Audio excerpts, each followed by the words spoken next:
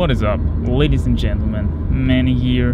Would you like to join me for another ride through the vast Scandinavian landscape? We are in the midst between Trondheim and Oslo, on our way to Oslo, into the south again, because up in the north, actually in the middle of Norway at Flatanger, the weather is kind of suboptimal, and it would continue like that for another week or so. There was this constant, pushing clouds from the Atlantic, rain on and off, extreme winds, quite cold as well. And, you can be freaking hard and you sit through that and go up into the cave, freeze your ass off and get some painful climbing in. Or you just simply can hop back south, couple of hours where the weather is better, which you can see in the weather forecast, and enjoy some nice days there. So that's the plan for now. Heading back south again. We are moving through Norway this time because we went up in Sweden, as you might remember, because of the CNG situation. Here in Norway we don't have CNG, pretty much north of Oslo anymore. So we're working with benzene now, with gasoline 95. The reason why I decided to do that is after some testing I found out that my tank, actually the little tank that I have for gasoline, gets quite conveniently up to 100 kilometers of reach, and that's a lot. Combine that with the canister, which is another 60 kilometers or so. This is enough of a distance where I can say, okay, I can move through this landscape quite safely without the danger of getting, stranded, getting trapped somewhere. Because here there are quite some gasoline stations, in regular distances. So yeah, that's what we are doing right now. Works quite fine for now, so far. Landscape-wise, Norway, a bit different than Sweden. Again, vast forests. Really amazing to drive through that, but a little bit more mountainy, a little bit more hilly. There's a couple of mountains here that I'm passing by here. One big river down there which is constantly flowing parallel to the street. Just amazing landscape. And also, what I noticed about these forests, the absolutely thick layer of moss, on the ground, which they grow out of, so to say. This is another difference that I spotted when I compared this with more southern forests. And this only makes sense because here the rain frequency, it's all about the rain frequency, If you get one day of sun in Scandinavia, everybody told me that I met so far, one day of sun in Scandinavia means the second day is gonna rain, okay? So you always got this really high raining frequency, and even if it rains on and off. It rains 1 hour, it's gonna be cloudy for another hour. Then comes another rain cloud, raining for 1 hour, and then only cloudy for another hour. So it's this really high raining frequency which keeps the ground so moist and wet, and this is what creates this really green grass, I think, and this thick layer of moss in the forest. And that's why there's a lot of mushrooms here as well growing, which I saw on the way, for example, up to the Flatanger cave. Mushrooms everywhere, man. So it's the ideal habitat for them because of the moistness and everything. I also visited Trondheim on the way down. Nice city, really sympathetic, a little bit more cozy than Oslo, actually a lot more cozy. They still have these traditional looking Scandinavia houses close to the sea, or actually close to this fjordy thing that is going on there in Trondheim. There are these huge, wooden, nicely colored buildings close to the sea, and it gives the city a really cozy, Scandinavian look. Something that I missed a bit in Oslo. So yeah, lots of young people there as well in Trondheim. I think it's a student city pretty much, and hell is their after work crack, so to say, which I visited as well. Unfortunately I didn't make a video about that, but yeah, you can't make a video about everything, but I visited that. Really interesting climbing, special in terms of the rock. The rock there is kind of this limestone conglomerate, which is really atypical for the region, because as you have seen, we've got a lot of granite here. I think the whole Scandinavian peninsula sits on a plateau of granite or something, because wherever rock comes to the surface, when it's not forest and stuff like that, it's granite. You know, you've got these smooth granite faces. And probably because there were, back in the Ice Age or something, there were some pretty, you know, massive glaciers sitting on these faces of granite, and they really roughened that thing down, you know, smoothed it down.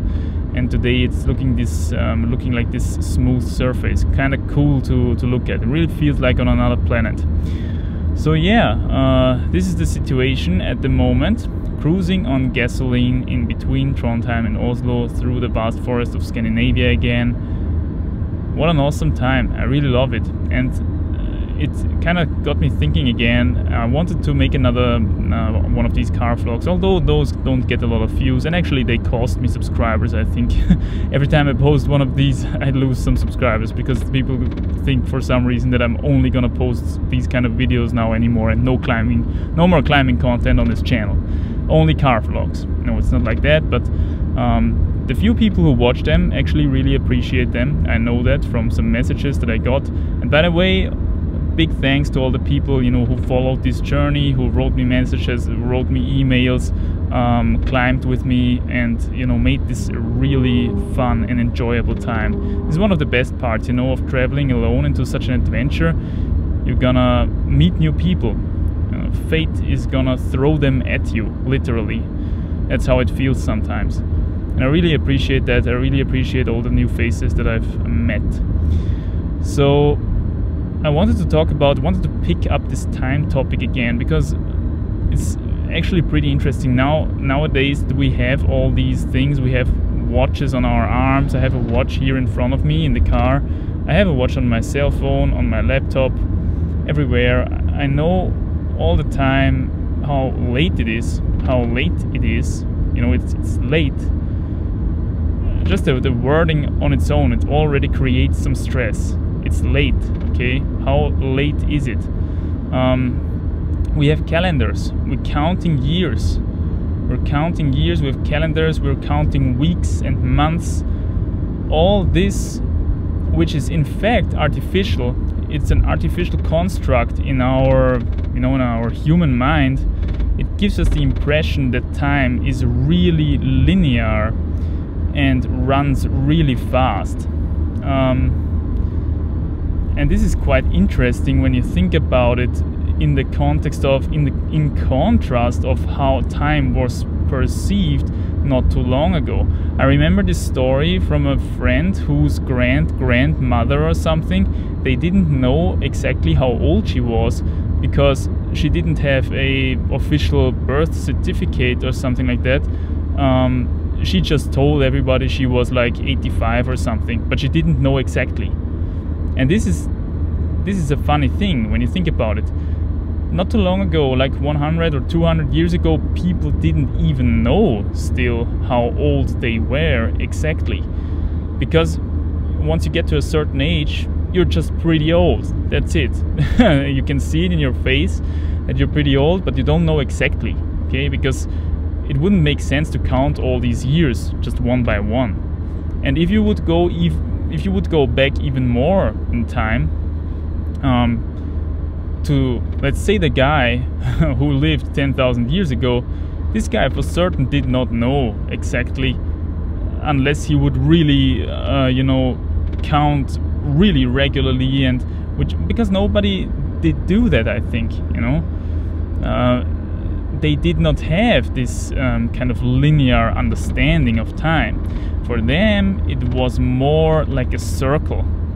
It was more like a now, not something that is running by and that is over at some point. It is a circle. You're dying, you get reborn, okay? This is the circle of life, essentially.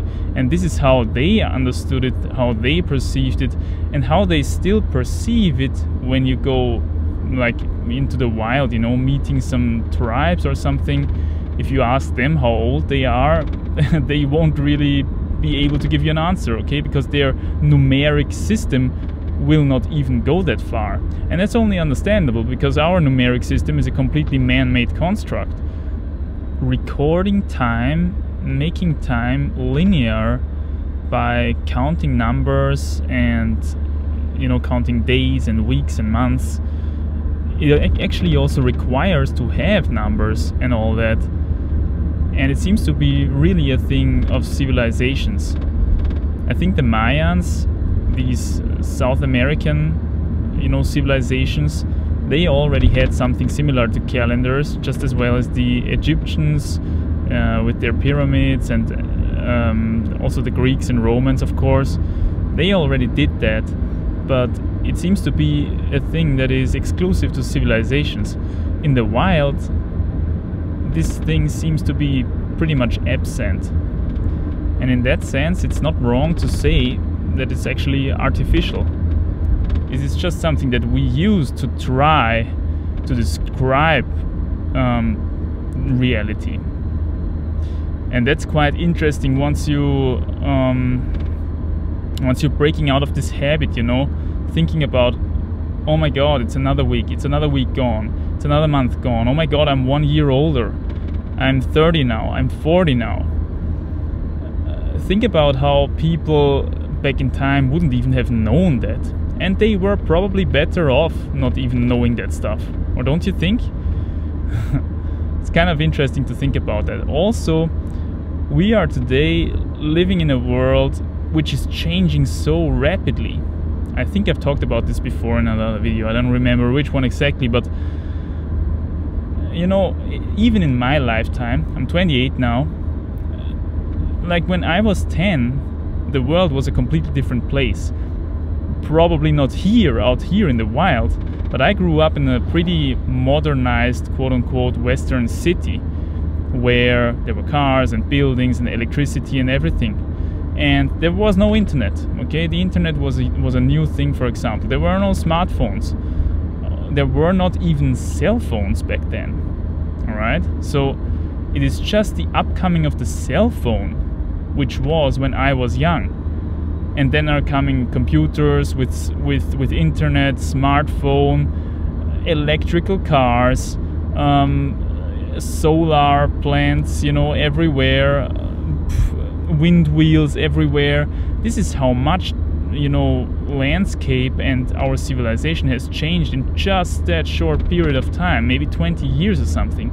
And this, again, really creates the impression that time is very linear. And something that was back then is a lot different than how it is now. So we lose this kind of connection to the circle thinking, that everything is a circle in fact, and that the, you know, Earth moves around the sun, the seasons go around, it's all a circle, you know. Back then, the guy from 10,000 years ago, the funny thing is that for him, he could be sure that his life was pretty much exactly the same life than his grandson or something would have experienced. And it was just the same life as his grandfather experienced, because things did not change that quickly back then. Okay, I mean, maybe they did to some extent, because back then, 10,000 years ago, I think that was Bronze Age or something. You know, they just invented this new metal and it was exciting, and you know, but that went over a period of 1,000 years, okay?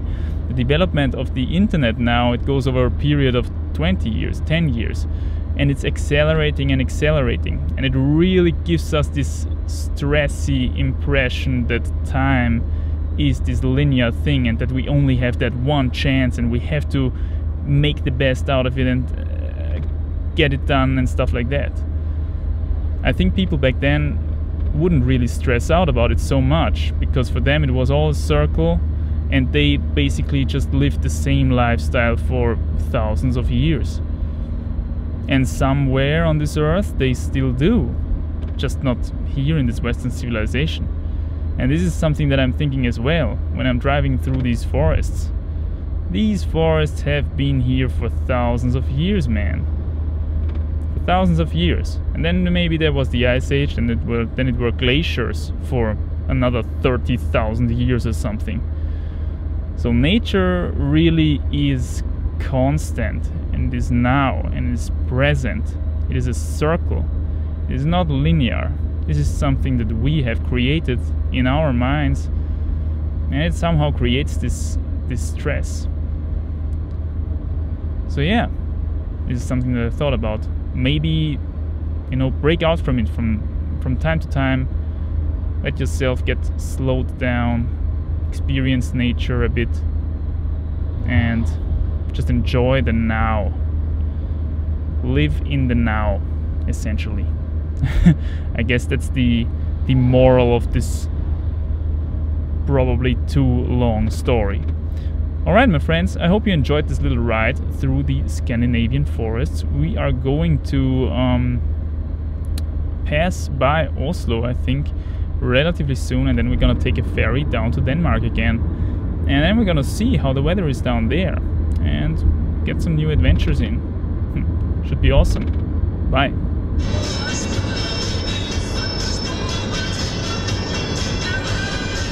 My friends, we escaped the rain.